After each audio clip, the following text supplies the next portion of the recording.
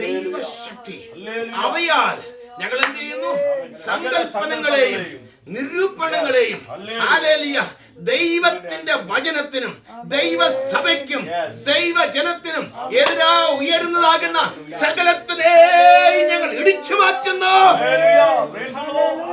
ഈ ആയുധം ദൈവസഭ ഇല്ലാത്തതുകൊണ്ടാണ് ഈ ആയുധം ദൈവസഭ ഇല്ലാത്തത് കൊണ്ടാണ് ഗ്രൂപ്പിസം. ഈ ആയുധം ദൈവസഭ ഇല്ലാത്തത് കൊണ്ടാണ് ഹല്ലേലൂയ ജഡികന്മാർ കയറിയിരിക്കുന്നത്. ഹല്ലേലൂയ പണ്ടത്തെ കാലത്തായിരുന്നെങ്കിൽ ഹല്ലേലൂയ ഇന്നത് പറയാൻ പോലും പറ്റത്തില്ല. പഴയ കാലത്താണെങ്കിൽ രക്ഷിക്കപ്പെട്ടു, സ്നാനപ്പെട്ടു, ആത്മാഭിഷേകം പ്രാപിച്ചു, ഇങ്ങനൊന്ന് ചോദിക്കുകയും ചെയ്യുമായിരുന്നു. ഇപ്പൊ അത് ചോദിക്കാൻ പോലും പറ്റത്തില്ല. ഹല്ലേലൂയ അന്യഭാഷ അടയാളത്തോടുകൂടി ദൈവത്തെ ആരാധിക്കുന്നവരുണ്ട്. ഹല്ലേലൂയ ഇല്ലെങ്കിൽ ഉപവാസ പ്രാർത്ഥനയിൽ പ്രാപിച്ചിട്ടുണ്ട്. ഹല്ലേലൂയ ജോലിക്ക് പോയില്ലെങ്കിലും അതിനുവേണ്ടി കാത്തിരുന്ന് പ്രാർത്ഥിക്കണം. ഹല്ലേലൂയ അതിനുവേണ്ടി കാത്തിരിക്കണം. ഇവിടെ എത്ര പേർ ഉപവാസ ആത്മാഭിഷേകം പ്രാപിച്ചിട്ടുണ്ട്, ദൈവാത്മാവിനെ കാണിച്ചിട്ടുണ്ട്. ഞാൻ പേര് ചൂണ്ടിയിൽ ക്ഷമിക്കണേ. ഹല്ലേലൂയ ഹല്ലേലൂയ ഹല്ലേലൂയ ഹല്ലേലൂയ ഹല്ലേലൂയ. ഇന്ന് ഒരു കൂട്ടം ശക്തന്മാരെ കൊണ്ട് ദൈവസഭ നിറഞ്ഞിരിക്കുകയാണ്. എബ്രായർ ആയുധങ്ങള് ഉണ്ടാക്കരുതെന്ന് ആര് കൽപ്പിച്ചു? ഫെലിസ്ത്യർ. പിന്നെ അടുത്തൊരു പരിപാടിയുണ്ട്. അടുത്തൊരു വായിച്ചേ സഹോദരി. ഇസ്രായേലിയർ തങ്ങളുടെ കൊഴു, കലപ്പ, മഴു, മൺവെട്ടി എന്നിവ കാഴ്ചപ്പാൻ എങ്ങോട്ട് പോകും? ഫെലിസ്ത്യരുടെ അടുത്തേക്ക്. മനസ്സിലാകുന്നുണ്ടോ? ഹല്ലേലൂയ. ഇന്ന് ദൈവജനം ഹല്ലേലൂയ ആയുധമില്ലാത്ത ദൈവജനം അഗ്രചർമ്മികളുമായിട്ട് കൂട്ടുകെട്ടി ദൈവജനത്തിന്റെ ശക്തി ചോർത്തി ഹല്ലേലൂയ ദൈവസഭയെ തകർത്തുകൊണ്ടിരിക്കുന്ന കാലഘട്ടമാണ്.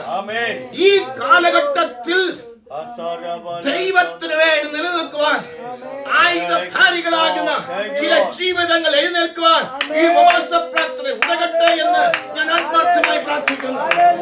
ഓ ജീസസ്, ജീസസ്, ഹല്ലേലൂയ, ഹല്ലേലൂയ, ഹല്ലേലൂയ. ദൈവമക്കളെ, പ്രിയ ദൈവമക്കളെ, ഞാൻ ആത്മാർത്ഥമായ ദൈവങ്ങളോട് പറയട്ടെ, നമ്മുടെ ജീവിതത്തില് ഞാൻ ഞങ്ങളുടെ സഭയിൽ ഹല്ലേലൂയ അവിടെ പറയാറുണ്ട്, നിങ്ങൾ ജോലിക്ക് പോയില്ലേലും ശരി, നിങ്ങൾ ഭക്ഷണം കഴിച്ചില്ലേലും ശരി, നിങ്ങൾ പ്രാർത്ഥിച്ച് ആത്മശക്തി പ്രാപിച്ചിരിക്കണം. ഹല്ലേലൂയ. അതിന് എന്ത് വില വേണേലും കൊടുക്കണം. Hallelujah, hallelujah. ഞാൻ ഓർക്കുന്നുണ്ട് ചിലരുടെ താല്പര്യം. ഹല്ലേലൂയ. അങ്ങനെയുള്ളവരുടെ താല്പര്യത്തിൽ ദൈവം പ്രവർത്തിക്കുന്നുണ്ട്. ഞാൻ ചില വർഷങ്ങൾക്ക് മുമ്പ് ഇംഗ്ലണ്ടിൽ മാഞ്ചസ്റ്റർ എന്ന് പറയുന്നതാകുന്ന സ്ഥലത്ത് 21 ദിവസം ഉപവാസ പ്രാർത്ഥനയ്ക്ക് കടന്നു പോകാനിടയായി. 14 ദിവസം ഞാൻ ഹല്ലേലൂയ ആദ്യത്തെ 7 ദിവസം ശുശ്രൂഷിച്ചു. ഹല്ലേലൂയ വീണ്ടും രണ്ടാമത്തെ ഘട്ടം ഹല്ലേലൂയ 7 ദിവസം ഉപവസിച്ച് പ്രാർത്ഥിച്ചുകൊണ്ടിരിക്കുകയാണ്. 20ാമത്തെ ദിവസം ഞാൻ പെൺകുട്ടിയുടെ പേര് പറയുന്നില്ല, ഒരു നേഴ്സ്, BS നേഴ്സ്, ഒരു വീട്ടിൽ 3 ദിവസം ഉപവാസ പ്രാർത്ഥന നടക്കുകയാണ്. ഇതിനോടനുബന്ധിച്ച് മക്കളില്ലാത്ത ഒരു കുടുംബത്തിന് വേണ്ടി ആ സഹോദരി കടന്നു വന്ന് 2ാമത്തെ ദിവസം എൻ്റെ അടുത്ത് വന്ന് പറഞ്ഞു, പാസ്റ്ററെ, ഞാൻ ഫുൾ നൈറ്റ് 12 മണിക്കൂർ ചെയ്തിട്ടാണ് ഈ വന്നിരിക്കുന്നത്. ഒരൊറ്റ പോളക്കണ്ണ് ഞാൻ അടച്ചിട്ടില്ല. ഇന്നലെ ഉറങ്ങിയിട്ടില്ല, ഇന്നും ഉറങ്ങിയിട്ടില്ല. ഞാൻ ചോദിച്ചു, എന്താ സിസ്റ്ററെ? എനിക്ക് ആത്മാവിന്റെ ശക്തി വേണം. എനിക്ക് ആത്മാവിന്റെ ശക്തി വേണം. ഹല്ലേലൂയ. ഞാൻ അവളോട് ഇങ്ങനെ പറഞ്ഞു, സഹോദരി, ഒട്ടും ഉറങ്ങാതെ വന്നാൽ അത് ശരീരത്തെ ബാധിക്കും. അവൾ എന്നോട് പറഞ്ഞു കേൾക്കണോ? ഹല്ലേലൂയ. നാളെ വേണേലും ഉറങ്ങാം, പ്രാർത്ഥന നാളെ കൊണ്ട് തീരുക. അതുകൊണ്ട് എനിക്ക് ആത്മാവിന്റെ ശക്തി വേണം. 3ാമത്തെ ദിവസം അന്ന് 4 മണിക്ക് ഹല്ലേലൂയ പ്രാർത്ഥന തുടങ്ങി. ശക്തമായി പ്രാർത്ഥിച്ചുകൊണ്ടിരുന്നപ്പോൾ ആ സഹോദരിയുടെ തലയിലോട്ട് കൈവയ്ക്കുകയും ഹല്ലേലൂയ എടുത്ത് എറിയുന്ന പോലെ അവളെ എറിഞ്ഞു.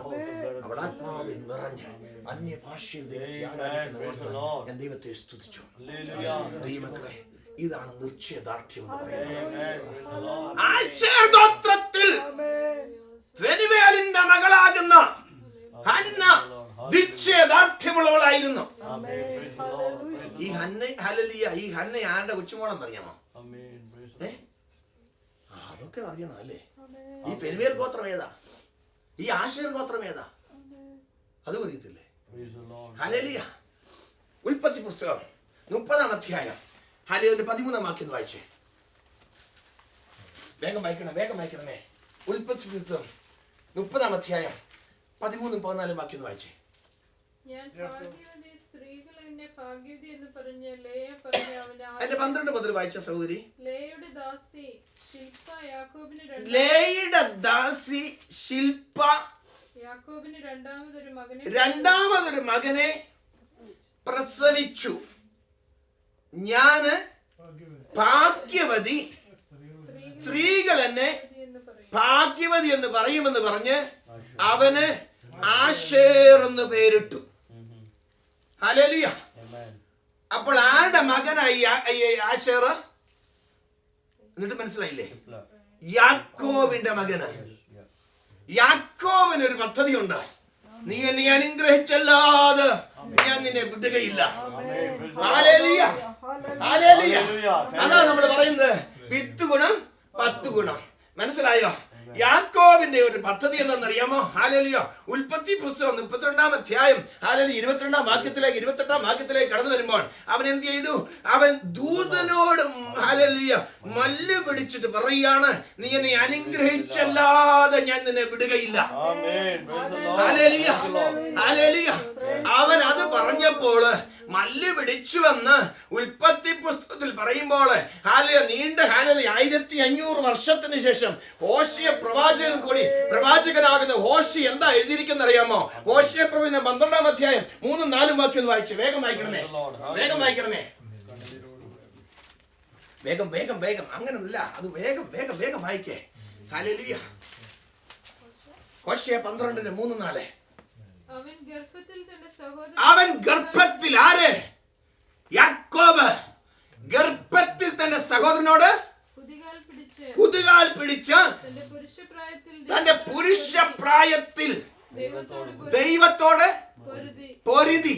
അപ്പൊ ദൂതനോട് പൊരുതി എന്ന് പറയുന്ന ആരോടാണ് പൊരുത്? ദൈവത്തോട്. അവൻ ദൈവത്തോട് പൊരുതി. അവൻ ദൂതനോട് പൊരുതി ജയിച്ചു. അവൻ കരഞ്ഞ് അവനോട് അപേക്ഷിച്ചു. അവൻ ബേത്ലഹേമിൽ വെച്ച് അവനെ കണ്ടെത്തി.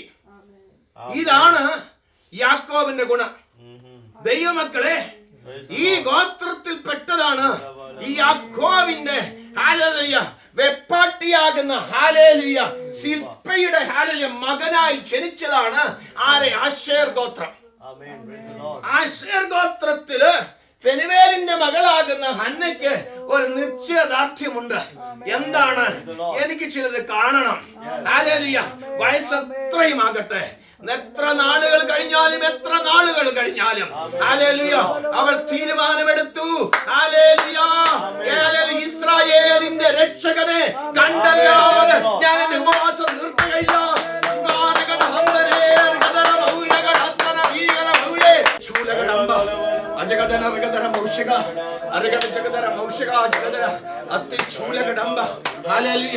ഒരു ഉപവാസവും പ്രാർത്ഥനയും നടക്കുമ്പോൾ സഭയിലും ദേശത്തും അല്ലെ കുടുംബത്തിലും വ്യക്തി ജീവിതങ്ങളിലും എന്തൊക്കെ പ്രവൃത്തിയാ നടക്കുന്ന നമ്മൾ പ്രത്യേകം അറിയത്തില്ല. എന്നാൽ അതിന്റെ സമയത്ത് നടക്കാം. ഹന്ന ഉപവസിച്ചു പ്രാർത്ഥിച്ചുകൊണ്ടിരുന്ന ഹല്ലേലൂയ തക്ക സമയത്ത് ഒരു മറിയ ജന്മമെടുത്തു, ഒരു ജോസഫ് ജന്മമെടുത്തു. ഹല്ലേലൂയ. ഹല്ലേലൂയ. അവൾക്കിതൊന്നും അറിയത്തില്ല. അവൾക്ക് ഒറ്റ കാര്യം മാത്രം. എന്താണ്? 38-ാം വാക്യം പറയുന്നത്, യെരൂശലേമിന്റെ വീണ്ടെടുപ്പ്. ഹല്ലേലൂയ.